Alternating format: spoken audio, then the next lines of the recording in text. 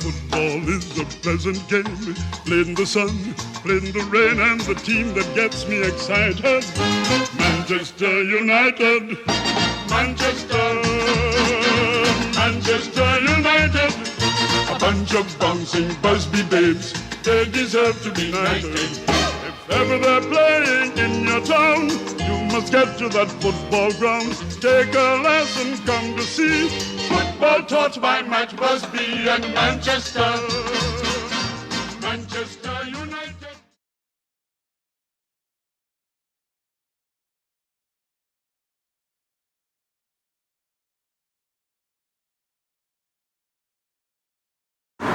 Well, I was playing secondary juvenile football in Scotland, in Stirlingshire, and I'd had been approached by a few clubs and played a couple of reserve games for Dundee and for Falkirk, and then just played one game one day, and a man came up to me afterwards and asked me if I was interested in going down to United, so I came down in trial and they subsequently signed me.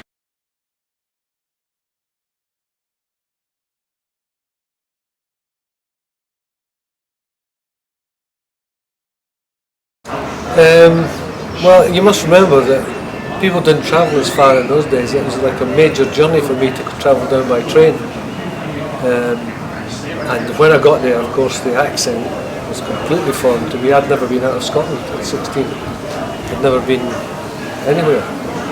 And so all that was strange, but it was very, very exciting. And of course, they were the one English team then who had a massive image in Scotland simply because of the Busby Babes, you know, and the fact that Matt Busby was a Scottish manager.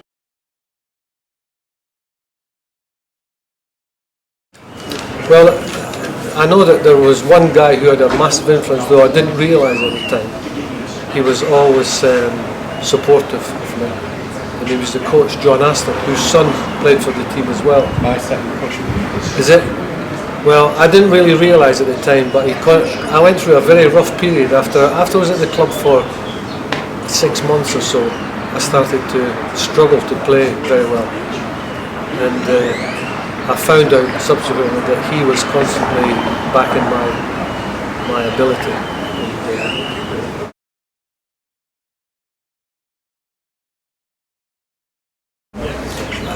When I was there, Jimmy Murphy was just starting to sort of step backwards out of the scene a little bit, but I know he was a hard taskmaster and demanded high standards.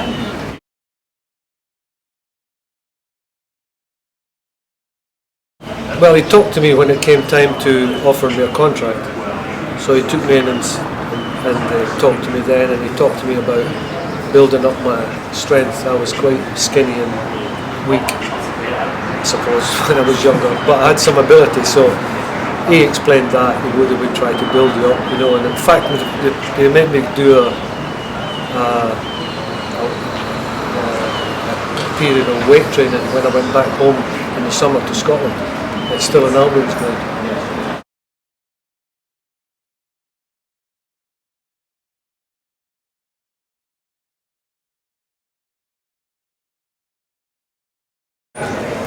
Well, to be honest, I'd been playing really well in the reserves, and the lads I was playing with kept saying that you'll get a game in the first team soon.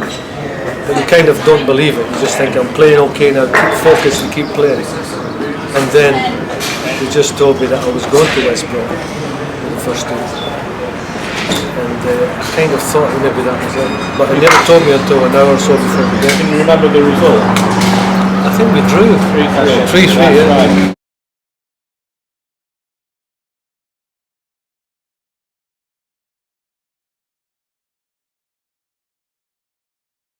Much so, I think it was the first time in my life I scored with a left foot volley. I scored with the left foot coming. Somebody pulled it back from the left wing. Do you recall who it was who scored the Villa goal? Oh no, I don't know. Was it? Yeah. Amazing.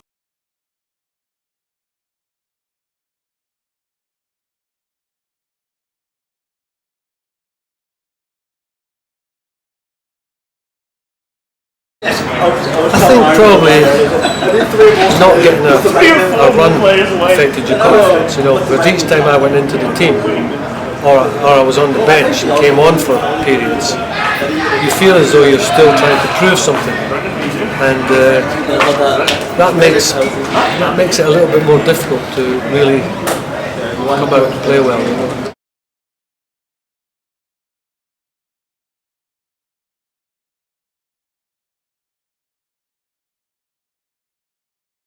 The Gordon game I remember very well because I never felt so exhausted in a game in my life, and we had to work really hard to beat that team. Right, but I was kind of involved in it. You know, I sort of mishit a shot back across the goals. In fact, a few of the players thought I'd scored. To be honest, I didn't even see where the ball went, so I had no idea who'd scored. I was surprised because I knew I hadn't hit it particularly well. But the main thing I remember from that is feeling absolutely good by the end of the game. You know?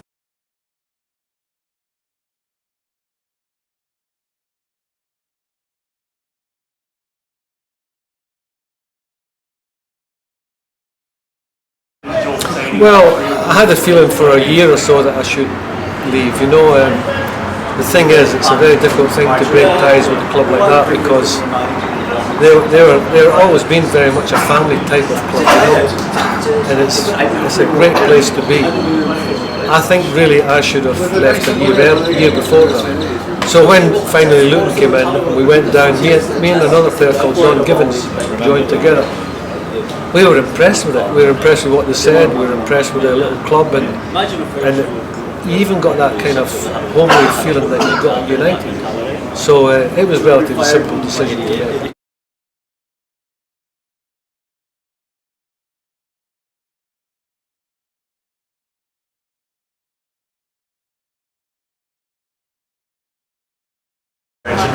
I think maybe they lost the superstars. You know, they had 3 players who won European Football of the Year. Very, very high quality players. And Dennis got an injury that caused them to miss a lot of games. George kind of went off the rails a little bit. And Bobby, although he played well, was getting older as well. So I think losing those 3 superstars, and that's what they were, was the biggest problem for United.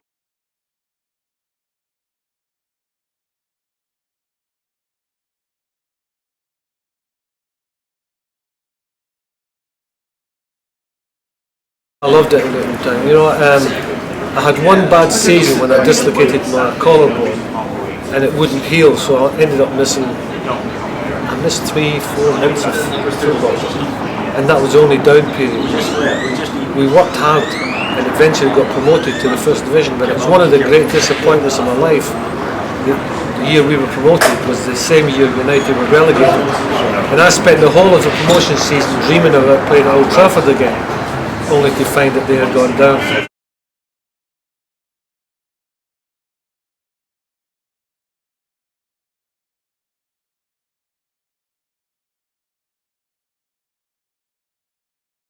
Oh well, he was a great guy to work with because he was such a great guy.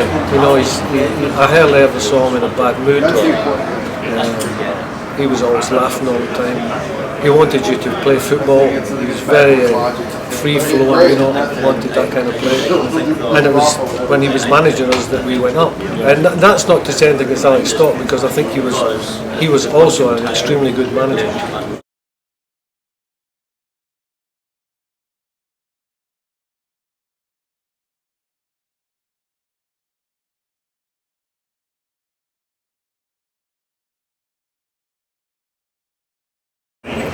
We got off to a very bad start. I was banned for first 3 games of the season, I think. We just got off to a bad start. The second half of the season we really started to rally and beat some really good clubs. Yeah, and it came down to the last game of the season when the Fleets had beaten Tottenham. I think Tottenham went down if I'm not. Yeah, they were just you went down, I think, on goal. Yeah. We were a little bit unlucky.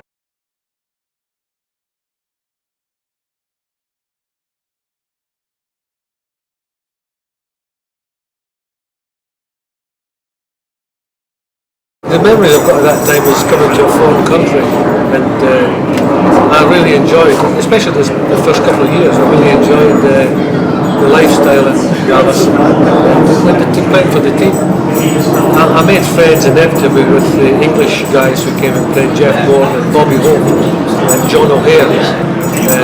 They were kind of buddies for me.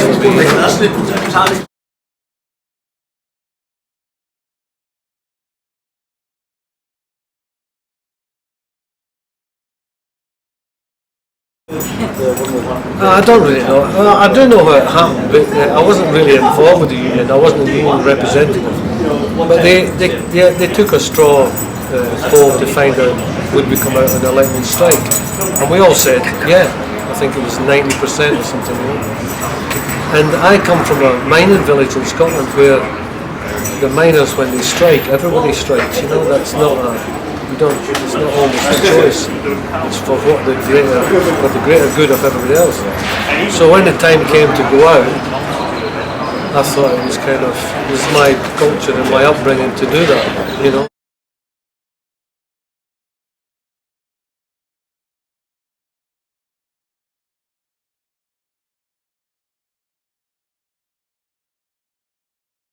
Well, it was so difficult that I didn't even try. And it was just a fluke. I went to watch United play down at Luton. Met one of the guys there who asked me if I had taken my coaching qualifications. I told him I'd come home and taken it. I had a full English licence. And 2 months later he phoned up and said, we have a vacancy here, do you want to come and interview for it?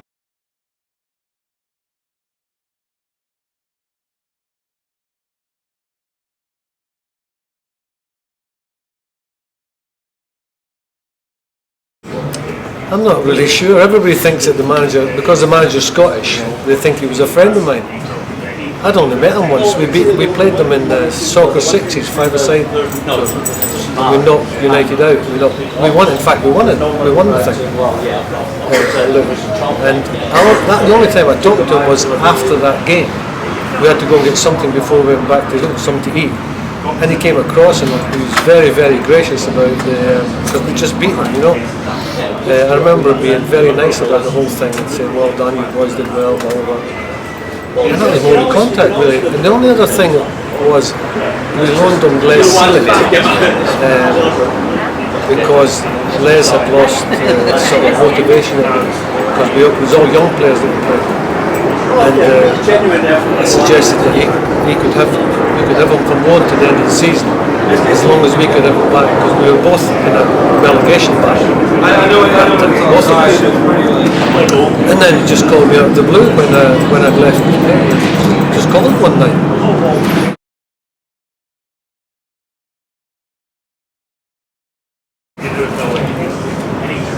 There wasn't that much really. I think there was just. When I was there as a player, you had the feeling they could beat anybody.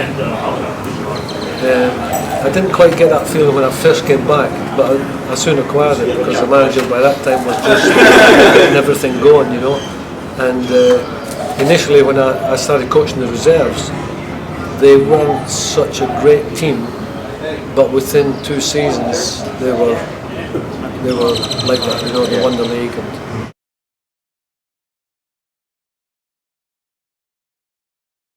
Yeah, I think they're very much alike. The main thing they both have is a longer vision of how their team is going to be. They achieve it in slightly different manners, but they still have a lot of the same qualities, you know. And one of the qualities is they're both down-to-earth people. You know, to talk to Busby was fantastic. You know, he just talked as though you were. He was such a great man to have been in that crash, to have those players. He was kind of awe-inspiring, but when you talk to him, he was real down to earth.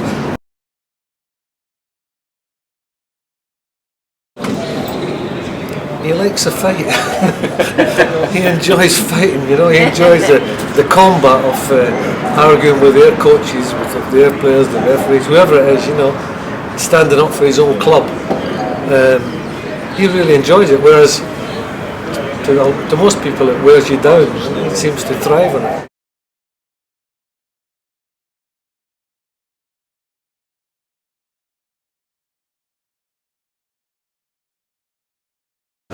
Well, really, it's from 12-year-old up to 20, I think, you know. But mainly I concentrate on the boys who come full-time to the club from 15 and 16 years old to 18, 19, their first years there. We're lucky now we've got Warren as a coach who can take the boys from that age and give them some more professionalism and more fitness, stronger. So I tend to concentrate on the youth team, that's under 18s in the working group.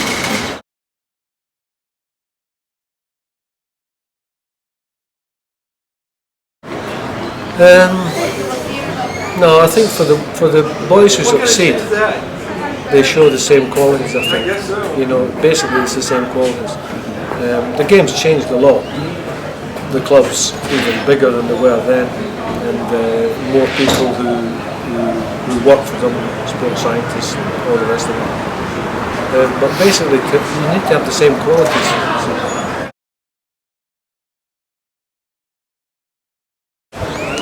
I think it's in the DNA.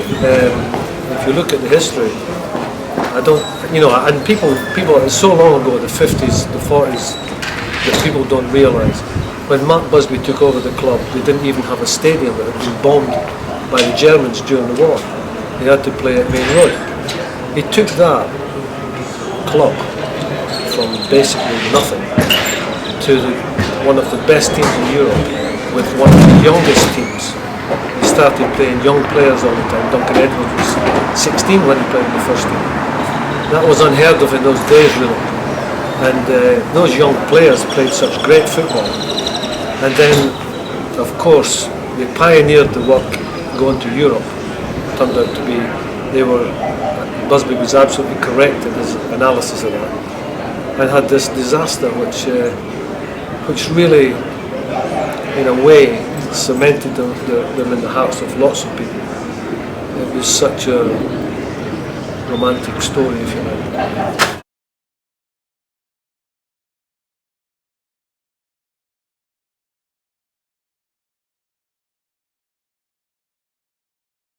Well, I think there's a couple of reasons. First of all, the market for United to take players from has grown.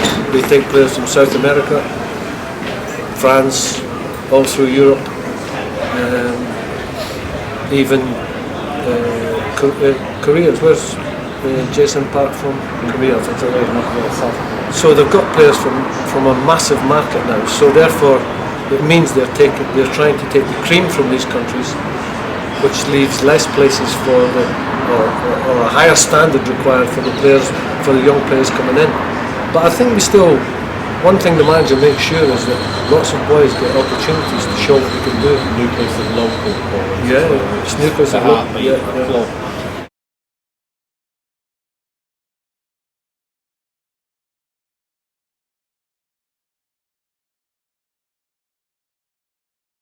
I think the problem is bigger.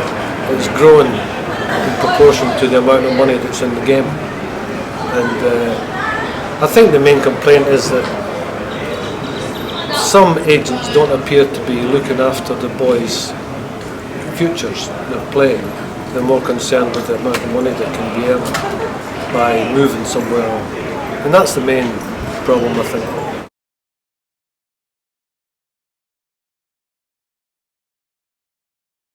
Don't really have very much trouble with that in Manchester, because the managers make sure that there are no big time Charlies at any age, whether it's 16, 17, 18 or 29, 30, 32.